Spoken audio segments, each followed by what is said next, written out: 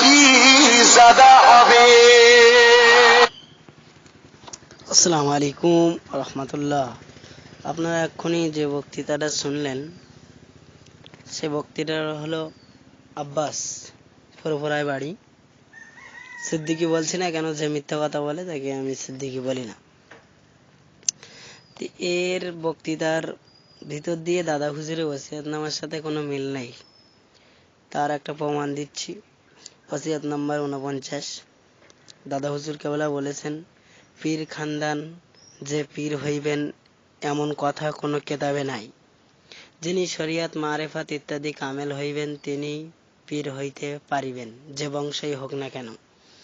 আর এই পীরজাদা বলছে বংশ লাগবে, বংশ ছাড়া পীর হয় না। আপনারা শুনেছেন নিশ্চয়ই, বসিরহাট হুজুরের আওলাদদের মধ্যে কিয়ামত অবধি পীরজাদা হবে। তার মানে কিয়ামতের আগ পর্যন্ত বসিরহাট হুজুরের আওলাদের মধ্যেই পীর হবে সে বলছে।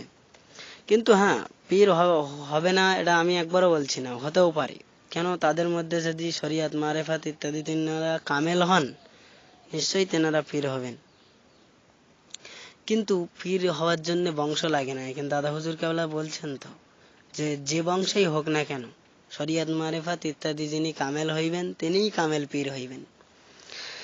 এনার কথা আর একটা জবাব দিচ্ছি। যেরকম 25 নম্বর ওসিয়াত নামাটা একটু পড়ে নিই।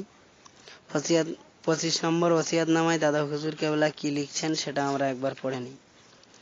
অনেক স্থানে দেখা যায় পীরের ছেলে কিছু জানুক বা না জানুক পীর সাজিয়া বসে ও মুরিদ করিতে থাকে। অন্য কোনো ভালো পীরের নিকট সাধারণকে যাইতে নিষেধ করে।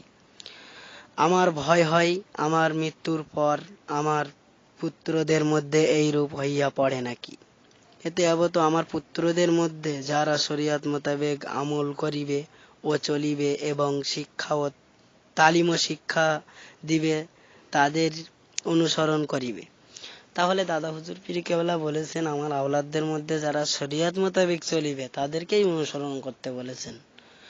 আর যদি বলতেন যে শরিয়াত মোতাবেক না চলবে তাদেরও অনুসরণ করতে, তাহলে আমরা অনুসরণ করতাম। কিন্তু দাদা হুজুর কেবলা যেহেতু বলে দিয়েছেন 25 নম্বর ওসিয়াত, এই জন্য আমরা তাদের অনুসরণ করব না। এই গোমড়া পীরজাদা থেকে আপনারা সাবধান থাকবেন। আর আমাদের চ্যানেলটি সাবস্ক্রাইব করবেন এরকম ভিডিও পেতে। আর দেখুন, আমি এই দুটো ওসিয়াত নামার বাইরে যাইনি। আর এই পীরজাদার সাথে দাদা হুজুর কেবলার এই দুটো ওসিয়াত নামার কোনো মিল নেই।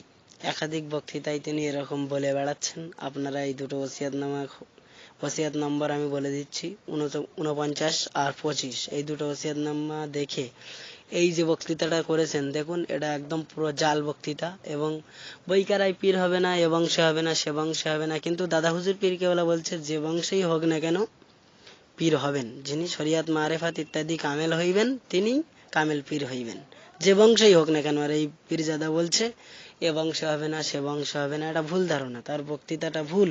আপনারা দেখুন, আমি যেটা বলে দিলাম এটা স্পষ্ট বুঝতে পারবেন। এবং পীর হওয়ার জন্য 5টা শর্ত আছে। বসিরহাটের আল্লামা হুজুর রহমাতুল্লাহ আলাইহের পীর মুরিদি তত্ত্ব কিতাবটা আপনারা কিনুন, এবং বসিরহাট হুজুরের লেখা তরিকত দর্পণ এই কিতাবটা আপনারা কিনুন। তরিকত দর্পণের পৃষ্ঠা নম্বরটা বলে দেই, 95 থেকে 98 পৃষ্ঠা অবধি পড়লে বোঝা যাবে কে পীর আর কে পীর নয়। পীরজাদা সবাই পীরের গোষ্ঠীতে জন্মালেই সে পীরজাদা, কিন্তু পীরজাদা হয়ে যদি পীরের নীতি আদর্শ না থাকে মনে করছি সে কোনো লাভ নেই। আসসালামু আলাইকুম।